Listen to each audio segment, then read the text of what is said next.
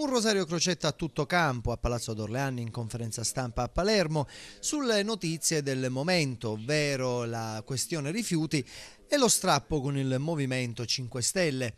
Sul primo punto Crocetta ha annunciato la decisione del Consiglio dei Ministri di approvare lo stato di emergenza rifiuti a Palermo.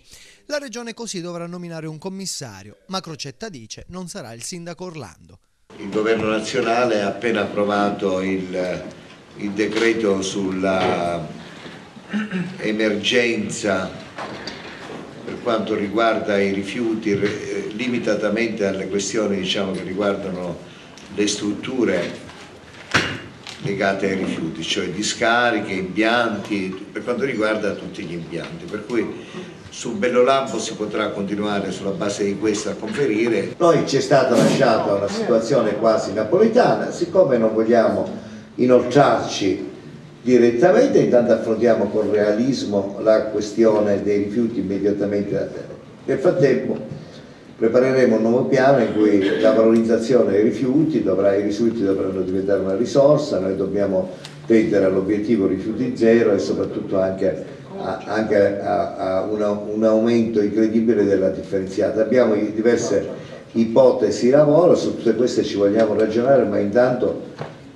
facciamo in modo che la città di Palermo abbia dove mettere i rifiuti. Sul rapporto poi col Movimento 5 Stelle e i possibili nuovi scenari a Palazzo d'Orléans, il presidente Crocetta dice di non avere intenzione di cambiare la conformazione del suo governo.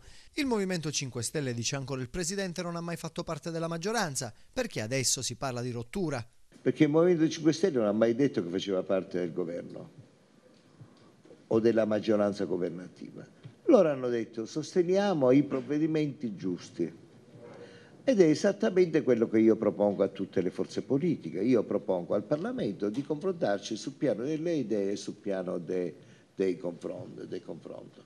Questo che significa? Che il Movimento 5 Stelle, se ci sono dei provvedimenti corretti, non li approverà più?